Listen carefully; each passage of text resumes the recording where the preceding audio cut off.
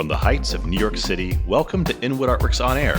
It's where you meet the musicians, filmmakers, writers, theater makers, and artists of all stripes who make their home in what we affectionately call Upstate Manhattan. I'm Aaron Sims. I'm Jonathan Bell. And this is Live and Local.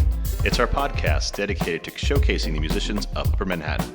We talk to them about what they do, and best of all, listen to them perform live in one of our favorite local venues.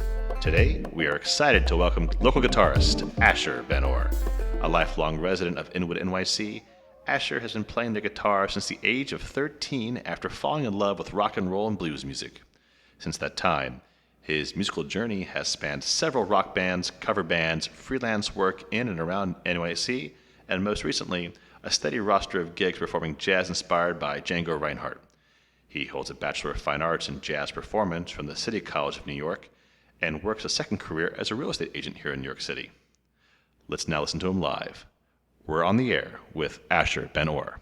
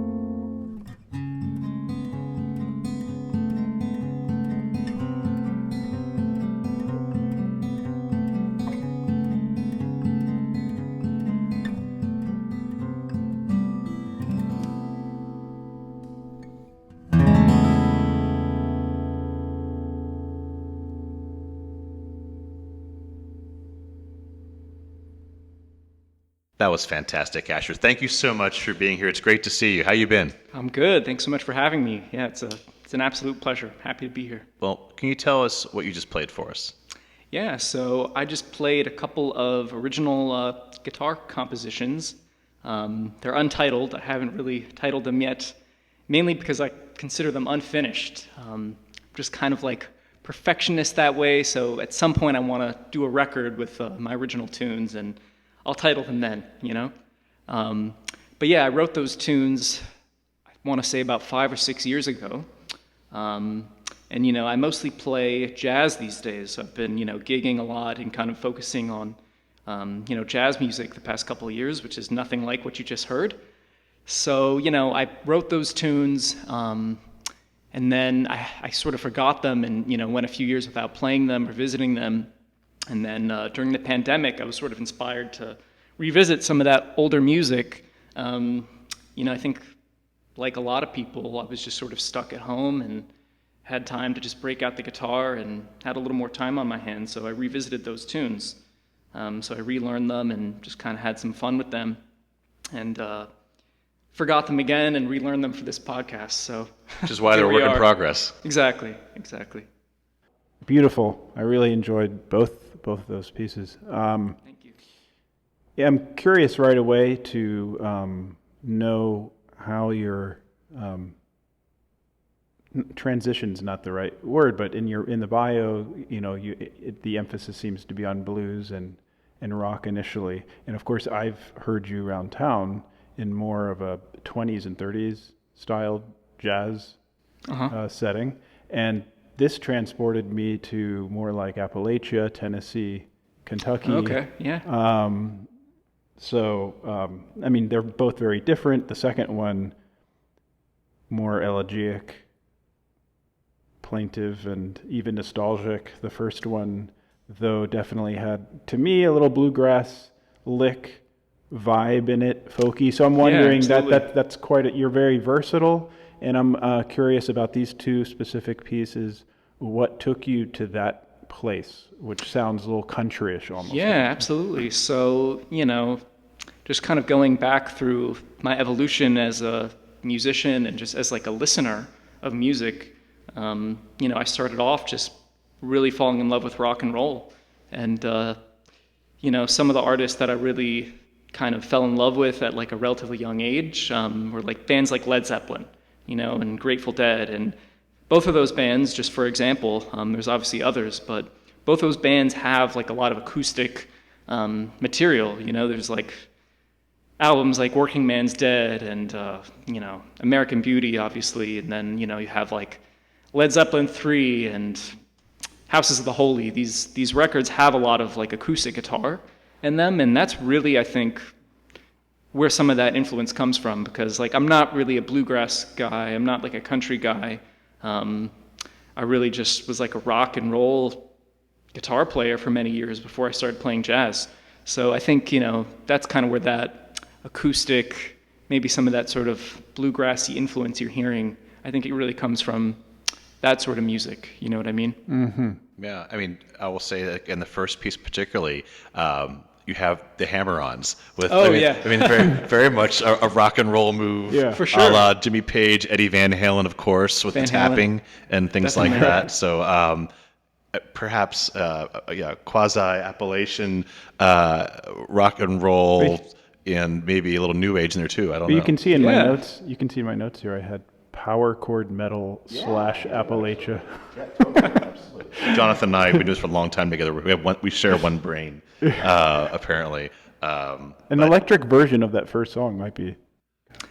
Like a Yngwie Malmsteen kind of thing. You know, I don't think there would be so much like weird string noise and like distortion, you know, if you plugged it in. So But I think it's great though, because like your music, and I've, as Jonathan has tested to, like we've heard the gypsy jazz before when you've played out before, and you've been concentrating on the jazz for so long, but having that rock background, I think I've always noticed this, and Asher's played for us a few times throughout town at our Culture Hub, at our Inwood Music Festival, and thereabouts. And it's quite a visceral experience watching Asher play. You bring an intensity, I think, to your playing. I do. It's not really intentional, but I think it just music kind of demands that, I think. At least for me, it's like I need to bring that, to get my music across. Yeah, I'm sorry for interrupting you, but it's like, and it doesn't matter what style it is. That's why I think it's very interesting picking up what you're talking about. It's like, it doesn't matter if it's gypsy jazz, Django Reinhardt, or the Appalachian influence, if you will, or a blues-oriented piece. You do it. You're very consistent, I think. Oh, well, I appreciate that. Thank you. Performance space. Yeah, performance space wise, like the energy's always there, I think. Yeah, I try to deliver, Well, Can I say? It comes through.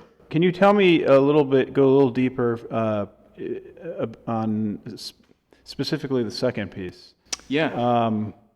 I'm always, as a pianist, I get sometimes a little envious of just the sound that a guitar can generate through simple arpeggiations of various chords in different inversions and so forth. And it just sounds so beautiful. I mean, the piano can do it too, but I just feel like there are certain genres, especially, again, in roughly speaking, the folk, country, bluegrassy, blues world.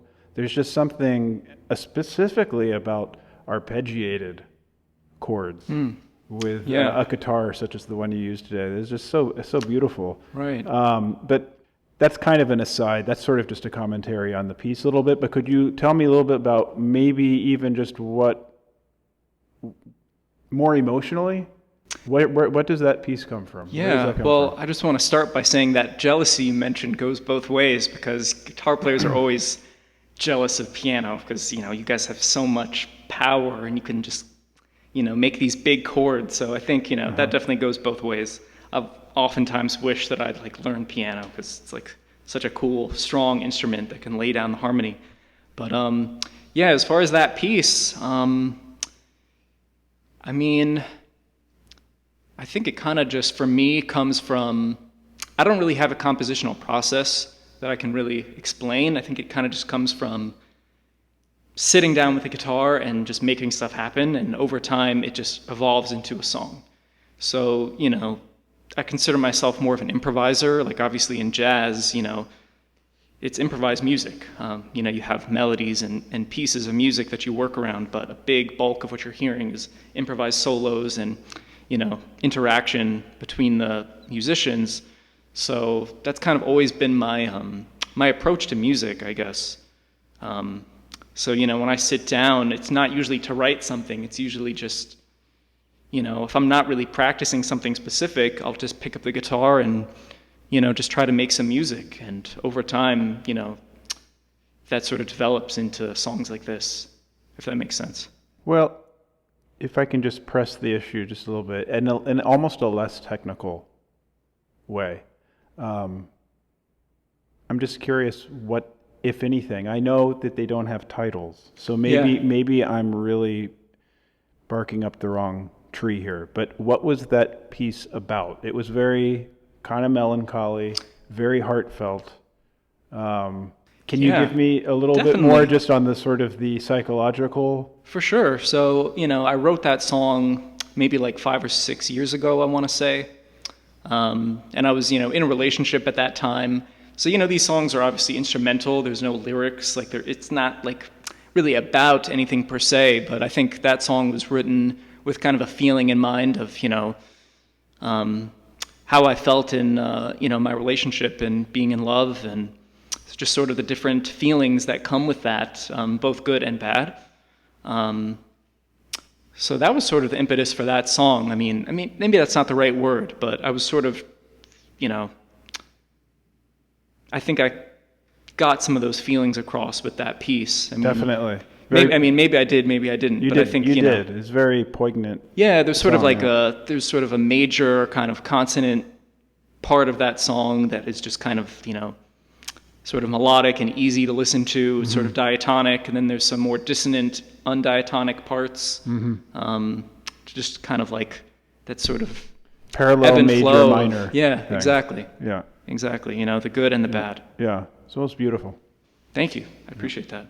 Well, Asher, you're talking to me earlier before we started rolling here about you had a gig even late last night. So Yeah. thanks for being here. I appreciate it. Oh, of course. And as one who consistently gigs, and you teach at times, you study with others. I mean, I would consider you a musician's musician. You're on your game here in the city, and you have your pulse on things. So, some of these are like time capsules in many ways. So, we're recording here in late summer of 2021, and what is the current gig economy right now for musicians? I mean, Yeah. and also I think it's interesting to say, if you could, to kind of a three-part question, what is it now? Where do you see it going? And most importantly, where do you want to go? Yeah, well, I think, we're sort of in the beginning of this, I don't want to say golden age, but, it's like the 1920s again. It's like we're in the 20s. That's the energy that I feel, especially like post-pandemic. I'm getting more gigs than ever, actually. Just in the past several months, now that people are vaccinated and a lot of venues and, restaurants that have live music are starting to bring bands back, I've been getting more and more calls. And it feels really good, especially after this, just shitty year, excuse my language.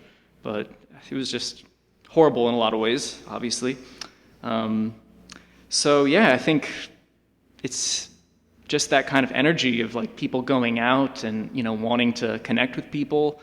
And I don't know if this is because like maybe the music is getting better that I'm involved in or what, but I sort of feel like audiences are more appreciative these days. I don't know if that's because people have been, in lockdown or whatever, but people just seem to really respond. And that's just kind of the energy that I think a lot of musicians are feeling in the city now. I know a lot of people are busy. A lot of musicians I work with, I'll, have to call sometimes like 4 or 5 bass players to get somebody to do a gig with me because everyone's working. So that's a good sign. I mean, even though I don't always get my first choice, it's like, it makes me happy that people are out there working, and I know that my colleagues are busy, That is a hopeful note. Yeah. Being still a young man yourself, at least in comparison to Aaron. This is true. Not getting any younger. Do you have any advice you can share to other younger musicians who are, in the quest for gigs and maybe how to go about doing it? Yeah, for sure. I mean, I think there's so many different types of gigs out there and different types of musicians. People have different goals, so I can't speak for everybody. But I think for somebody who just wants to go out and work, and just to perform and get paid to do it, I think there sort of needs to be kind of a massive outflow of energy. In the beginning, that means, going to jam sessions. That's something that I did when I was, in school for music. I did that every week for a couple of years. At least once a week, I would go to a jazz jam session. They have them, in the clubs downtown, like Smalls and Fat Cat, which I'm sure you guys know of. There's jam sessions there that go until 4 o'clock in the morning. So you have to kind of be willing to put yourself out there and do that. And it's so fun, so like, why would you not want to? But it's like, use that youthful energy to go out and make a splash and, just get to know people and make people know you. So that's kind of how it starts. And then, you got to hustle. That's the other component of it. I mean, I'm not working as much as a lot of people, but the work that I've gotten has really come from hustling. I mean, I'll cold call places, I'll cold email, I send people my demo, and just, you get 1,000 no's. I mean, I remember sending like an email blast, not really an email blast, but it was like targeted, I'm going to target these like 100 restaurants that seem to have live music. And I got like 1 response, out of 100. That's not an exaggeration. That's like real numbers for you. So, and I've done that, for the past couple of years. Every several months, I'll like make a concerted effort to do that. And then over time, like you get 1 yes. One person says yes out of 100, and that turns into a steady gig. So just kind of being okay with the rejection and just saying, fuck it. I'm just going to like put myself out there and be patient. So basically, first step, get over the entitlement and oh yeah, the assumption that your first gig ought to be at Carnegie Hall. Get over that. Hell no. Yeah, you gotta. I mean, I'm still playing. You're lucky if it's a Carnegie sidewalk. Oh yeah. I mean, I play with elite musicians. Not everybody is like on that level, but sometimes I get the pleasure of playing with those guys, and like they're doing these gigs with me because they're available. I mean, they say yes, and it's in some ways it's kind of sad because you have like an elite musician who's playing for $75. They deserve a lot more. But I mean, those are the gigs that are out there. So obviously you can make a lot more doing weddings and whatever. There's ways to make money, but that's what people who are sort of committed to the artist lifestyle, they'll they'll take these gigs and they're happy to do it. Well, we're glad you said yes to us today, and I believe you have one more tune for us, Yeah, Mr. High right. Roller himself. What are you gonna play for us next? So this is another untitled composition that I wrote around that same period, maybe 5 or 6 years ago, and it features flat picking. I think the first piece that I played was sort of like a fingerstyle technique with no pick. The second one was finger picking. I used actually a thumb pick on that tune. So this tune is kind of like more folky, I guess, inspired, guitar instrumental, using a regular pick, so a flat picking technique. Great. Well, let's listen to it now. Once again, Asher Benor.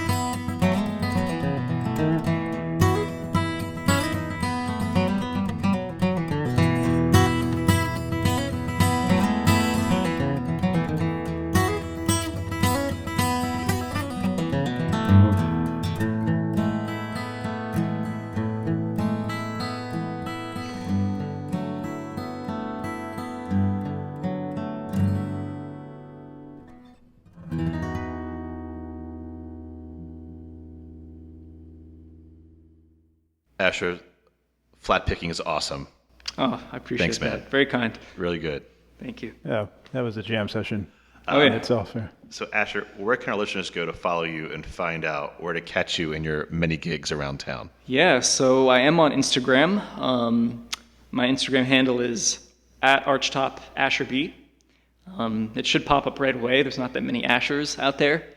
So, you can find me on Instagram. I usually post gigs there. I don't post a whole lot as far as music itself. I mean, I try to do a post like once a month or something like that, but I do put all my gigs in Instagram stories. So if you follow me, you'll see those, postings for gigs.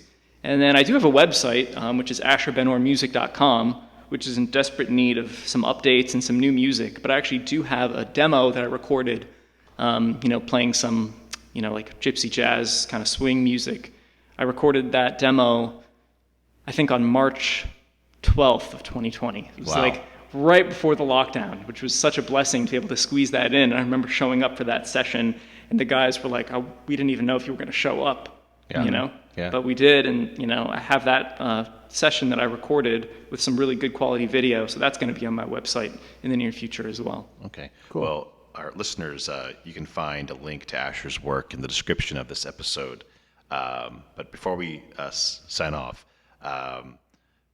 you want to speak a little bit about your realtor work as well, since we got you? Because I think it's important to know, like, you think you're high and mighty, guess what? You still got to eat when you're not working. Yeah, that's absolutely right. Yeah, I do love to eat. And talking about hustling. Yeah, I mean, oh gosh, I started.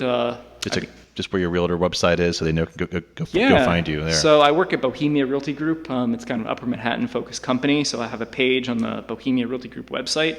I also have a separate Instagram for my real estate business, which is Uptown Asherby. Great. So we have Archtop Asherby, Uptown Asherby. So if you like what you heard and you want to hear more, and also get a perspective on a guy who can find a place for you too, that's the place to go. Yeah, for sure. Unofficially sponsored by Bohemia, everybody.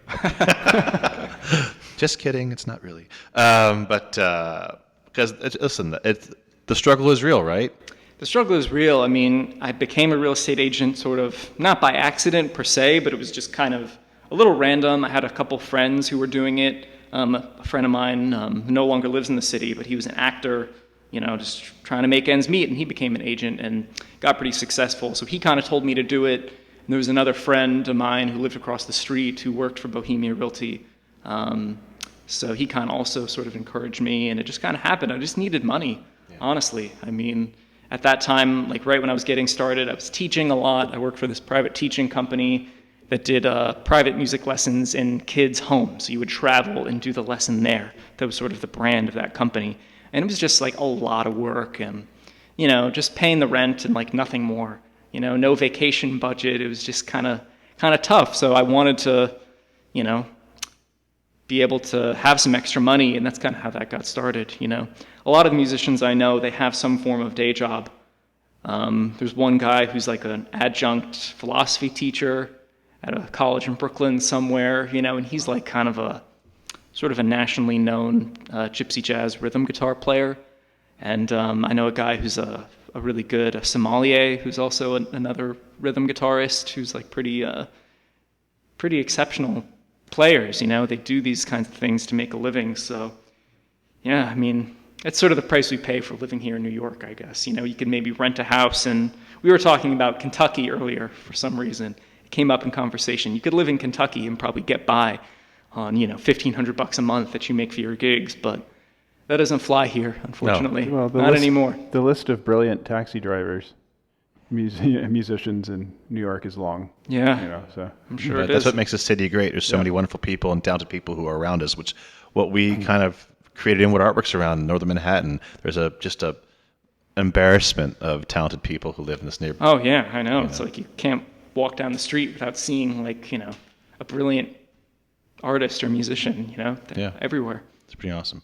Well, thanks again, Asher, for joining us today on this live and local episode. Thank you, Aaron and Jonathan. I appreciate you guys having me. Sure thing. Thanks a lot. It's Inwood Artworks On Air. It's where we meet the musicians, filmmakers, writers, theater makers, and artists of all stripes who make their home here in Upper Manhattan. If you have a moment, please show us some love right now by rating and reviewing this podcast on Apple Podcasts. It really helps. Thanks to Hudson View Gardens for hosting us, and to HeightsHeights.com for local uptown promotional support. Be sure to follow us on social media at Inwood Artworks to keep up with all that we do, which includes the Inwood Film Festival, Filmmakers Al Fresco, pop-ups, live performances, and so much more. You can support us at inwoodartworks.nyc/donate. This program is supported in part by public funds from the New York City Department of Cultural Affairs in partnership with City Council, and in part by a grant from the NYC and Company Foundation with partial support from Manhattan Borough President Gail Brewer. From the top of Manhattan and the bottom of our hearts, thank you so much for tuning in. I'm Aaron Sims. I'm Jonathan Bell. For Inwood Artworks On Air.